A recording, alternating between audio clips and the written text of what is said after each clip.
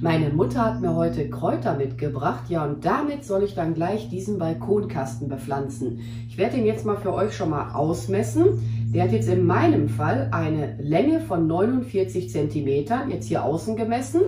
Die Breite beträgt in etwa 20 cm und als Höhe hat er, ja, sagen wir mal so an die 17 cm. Das ist jetzt auch ein Balkonkasten, der hat hier unten schon eine, ich sag mal, Drainage eingebaut. Von daher kann ich da jetzt nachher drauf verzichten.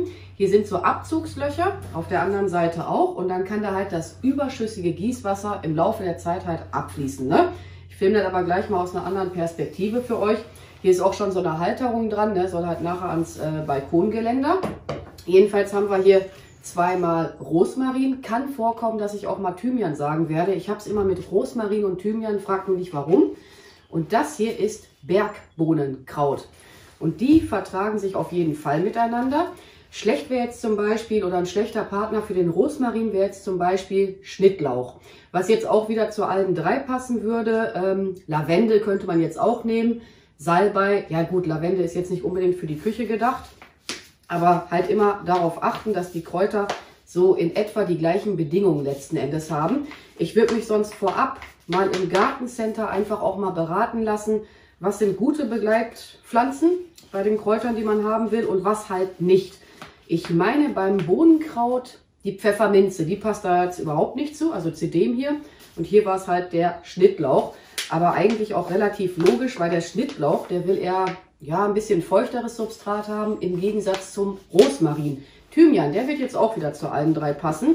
Bin jetzt gerade dabei, die hier mal irgendwie aus dem Topf hinaus zu friemeln. Das Bohnenkraut ist auch etwas durchgewurzelt, ist aber auch ein gutes Zeichen. Ich glaube, das dauert jetzt hier eine Weile. Und Bohnenkraut ist auch äußerst beliebt bei Bienen, Hummeln, Schmetterlinge, konnte ich auch schon dran beobachten.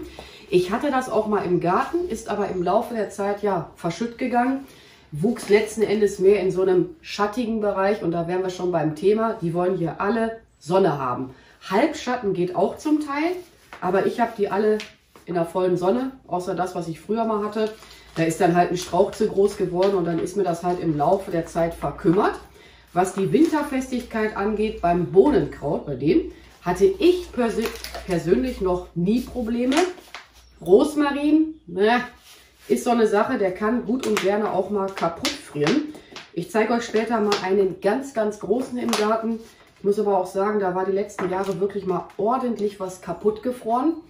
Den habe ich nicht mehr regelmäßig geschnitten. Und dieses Jahr ist mir einer kaputt gegangen, der war richtig in Form geschnitten. Der hatte so eine japanische Form bekommen im Laufe der Zeit. Ich kann euch mal das alte Video dazu einblenden. Da zeige ich den nämlich am Ende halt diesen in Form geschnittenen. So, ich werde aber jetzt auch mal die Perspektive für euch wechseln. Einmal, komm mal her. Ich gehe jetzt auch auf Nummer sicher. Normalerweise mache ich mir mein Substrat auch ganz gerne immer selber fertig, aber ich werde jetzt mal Kräutererde ausprobieren. Und man sollte jetzt für die Kräuter natürlich keine Erde nehmen, die zum Beispiel ja für Gemüse wäre. Weil das wäre dann zu viel Power für die Kräuter. So an für sich kann man schon sagen, ich sag mal, die meisten Kräuter, ne? Es gibt auch Ausnahmen, aber die meisten Kräuter bevorzugen dann doch eher einen nährstoffärmeren Boden, ne? Und jetzt nicht hier so eine Powererde. Ich hoffe, ihr könnt das einigermaßen erkennen. Hier hat halt der Topf schon diese eingebaute Drainageschicht. Da werde ich jetzt wirklich komplett drauf verzichten. Das ist jetzt halt hier diese Kräutererde.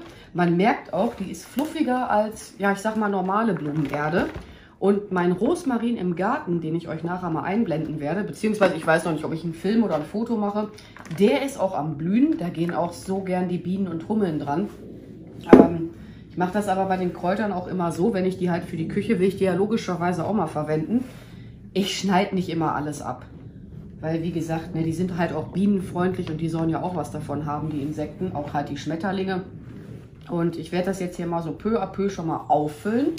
Ich setze aber gleich meine Pflanzen nicht tiefer, als die hier in den Töpfen waren. Ich habe jetzt auch schon einen Tacken zu viel Erde drin. Achtet auch beim Pflanzen, bei den Töpfen allgemein immer darauf, dass ihr hier nicht bündig bis oben hin auffüllt, weil dann würde euch das ganze Substrat beim Bewässern hinausgeschwemmt werden. Deswegen lasse ich jetzt hier noch etwas Platz. Ich werde so 2 cm, vielleicht auch 3 cm hier noch freilassen. Aus dem einfachen Grund, ich werde das Substrat hier später wahrscheinlich auch noch abdecken, damit das auch ein bisschen, ja, irgendwo schicker aussieht. Unkräuter am besten direkt entfernen, was auch immer das hier ist. Wobei, ist ja auch alles immer so eine Sache, ne? Was ist ein Unkraut, was nicht? Also irgendwo auch komisch, ne? Dass ein Löwenzahn zum Unkraut zählt, obwohl der ja hübsch aussieht und dann, ja, anderes wird halt wieder nicht als Unkraut gesehen. Aber lassen wir jetzt mal das Thema hier mit Unkräutern. Aber es gibt ein Unkraut, das hasse ich aber wirklich wie die Pest. Ich kann schon nicht mehr reden. Dieser rote Klee. Wenn ihr den in Töpfen sehen solltet, ja, beim Kaufen, nicht kaufen, auf keinen Fall kaufen, der breitet sich überall aus, dieser rote Klee. Also das ist wirklich ein Horrorzeug. Und ja, dann werde ich die jetzt hier erstmal in Ruhe pflanzen. Ich überlege gerade, was wollte ich auch noch erzählen? Ach ja, was man oft auch hat bei den Pflanzen. Bei der hier, das müsste ein Rosmarin sein. Das hier sind 2. Könnte ich jetzt theoretisch gesehen auseinanderfriemeln. Und dann könnte ich daraus einen Bonsai oder whatever machen. Oder ich pflanze den kleinen in den Garten. Und zum Thema Rosmarin, das hier ist jetzt hängender, nee, wartet mal, jetzt komme ich durcheinander. Kriechender Rosmarin. Der wächst nicht nach oben hinweg, ne? Vielleicht kann man das hier erkennen. Der wächst dann aus dem Topf so hinaus. Von daher auch schön für den Balkon, wenn das dann im Laufe der Zeit hier mal so hinunterrankt oder wächst vielmehr. Aber dann werden wir euch jetzt erstmal platzieren.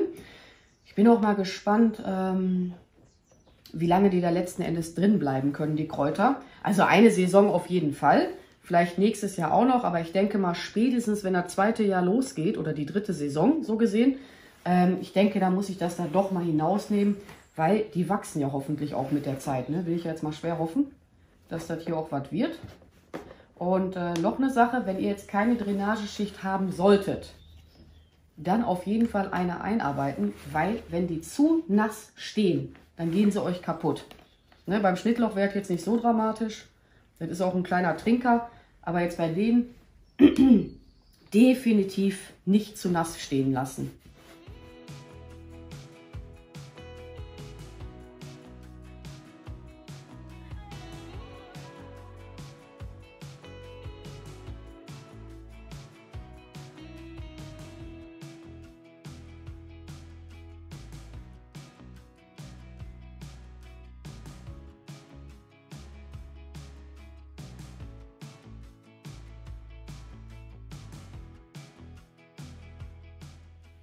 Achtet beim Pflanzen auch immer darauf, dass an den Wurzeln keine Hohlräume sind, weil dann würden die sich mehr schlecht als recht entwickeln, die Pflanzen. Das ist aber jetzt ja allgemein so für alle Pflanzen, ne? Das mögen die nicht, wenn da an den Wurzeln halt nicht ausreichend Erde vorhanden ist. Ich denke, ich werde euch jetzt auch noch mal ein bisschen das Schneiden zeigen. Allerdings hier beim Rosmarin und auch bei dem Bergbohnenkraut kann man jetzt noch nicht wirklich viel schneiden. Aber ich werde euch das jetzt halt trotz alledem etwas zeigen. Ich muss mal eben hier meine Schere dafür raussuchen. Wo ist sie denn? Zum Schneiden meiner Kräuter verwende ich immer eine Schere, ja, die ich halt auch für die Bonsai-Gestaltung verwenden kann. Die ist halt so richtig schön scharf, die Schere. Muss jetzt auch hier nicht unbedingt die gleiche Schere sein, die ich jetzt zum Schneiden verwende. Letzten Endes ist einfach nur wichtig, dass ihr eine scharfe Schere verwendet zum Schneiden eurer Kräuter. So rum. So, Rosmarin und auch das Bohnenkraut tendieren nun mal im Laufe der Zeit zu verholzen. Wenn man das jetzt so lange wie möglich hinauszögern möchte, immer wieder schön zurückschneiden. Auch das Bohnenkraut mache ich nicht, weil die Bienen sollen ja auch was davon haben. Rosmarin schneide ich teilweise mal in Form, mache ich aber auch eher so, ich sag mal nur so 50%, damit er halt auch im Laufe der Zeit mal blühen kann. Aber wenn ihr den jetzt für die Küche verwenden möchtet, nehmen wir jetzt hier mal erstmal den Rosmarin, immer nur bis zu diesem Punkt abschneiden, wo das noch so knackig grün ist. Das Verholzte würde man jetzt sowieso nicht in der Küche verwenden. Ja, der ist jetzt so klein und süß. Ich glaube nicht, dass ihr es nachher erkennen könnt.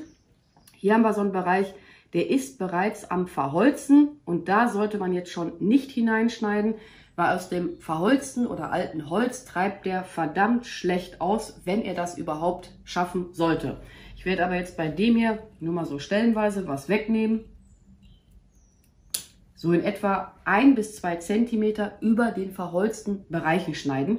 Ihr könnt das aber auch farblich erkennen. Das hier, wo ich jetzt nicht schneide, ist schon ja so ein dunkleres Braun. Und das hier ist ja noch so richtig knackig grün.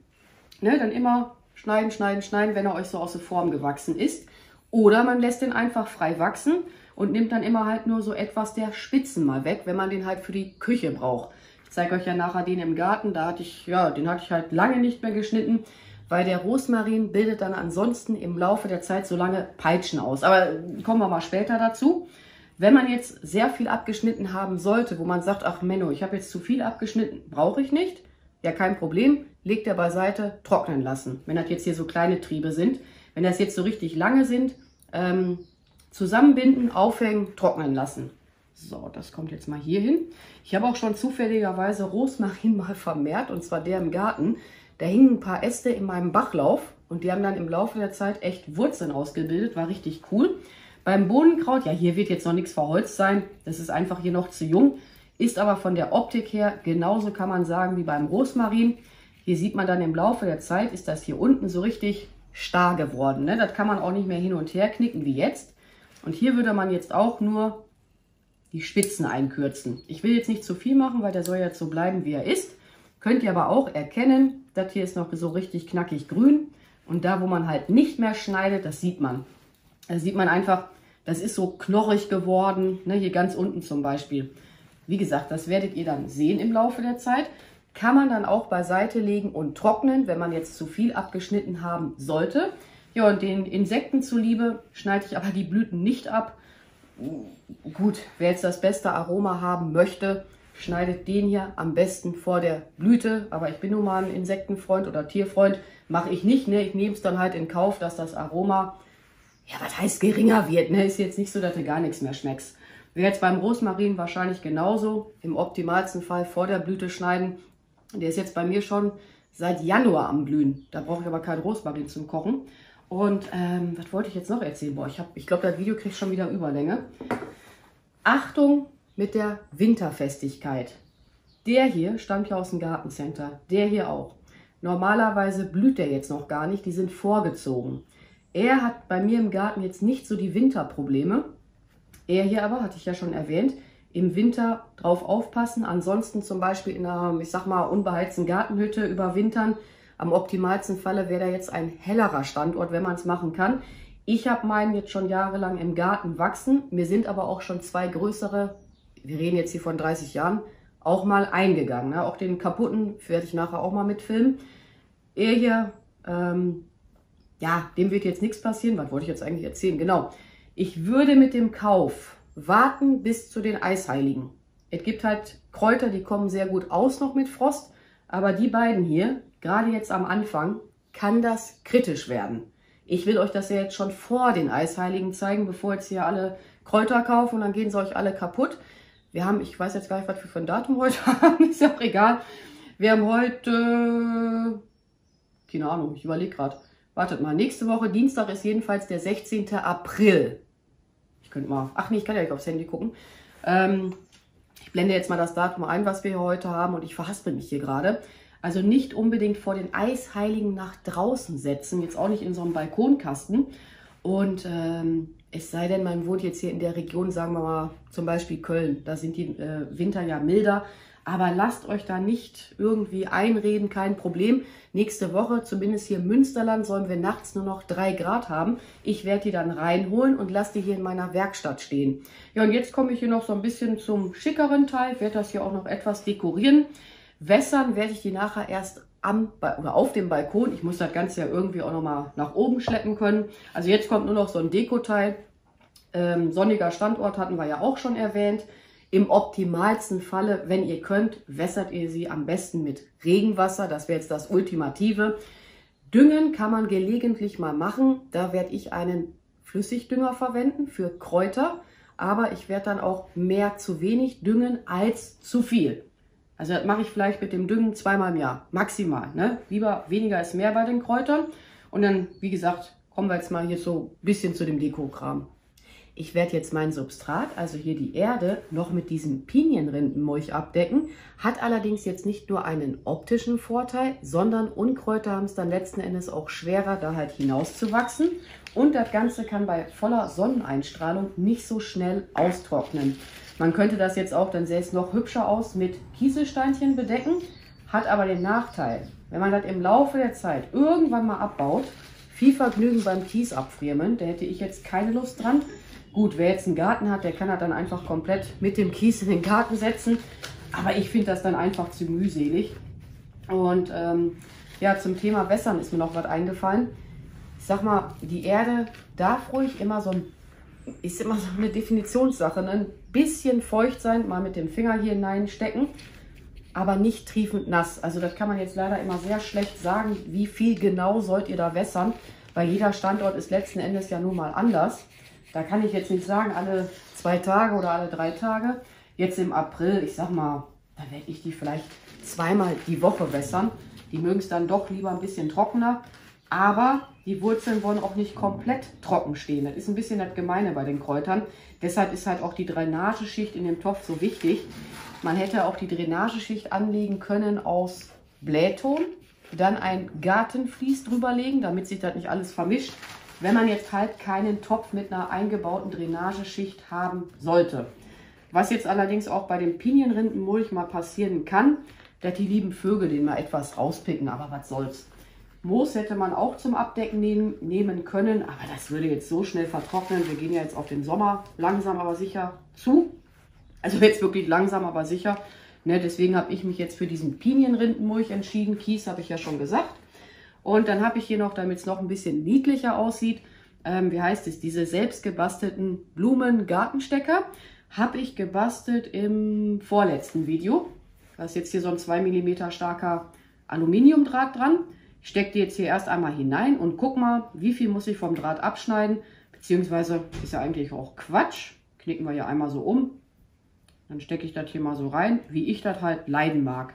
Man kann ja jetzt auch aktuell sehr viel Gartendeko-Gedöns kaufen. Aber ich wollte das jetzt unbedingt mit diesen selbst gebastelten Gartensteckern dekorieren. Und ich hoffe, die Familie findet das Ganze dann auch gut nachher. Gehen wir jetzt mal von aus. Ich finde es ja jetzt schon süß. Ja.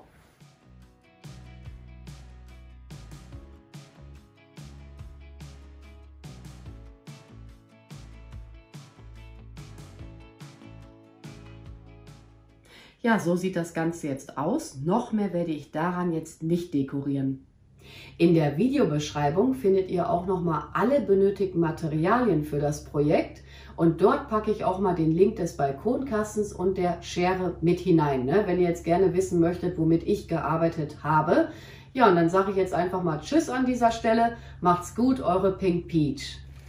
Ja, so kann es dann leider auch gehen. Dieser Rosmarin ist mir vergangenen Winter leider eingegangen. Aber ich denke, ich werde ihn so dekorativ hier einfach so, wie er ist, im Garten belassen. Ja, und so sieht Rosmarin aus, wenn man ihn frei wachsen lässt. Der hat dann halt im Laufe der Zeit ganz lange Peitschen ausgebildet. Allerdings war da auch so viel die vergangenen Jahre abgefroren, dass ich mich halt dafür entschieden habe, ihn nicht zu schneiden. Ist jetzt auch noch ordentlich am Blühen. Mit der Blüte hatte der allerdings im Januar schon angefangen. Ich glaube, die Hummel im Bild könnt ihr jetzt wahrscheinlich nicht erkennen, die ich jetzt gerade hier sehe. Und ja,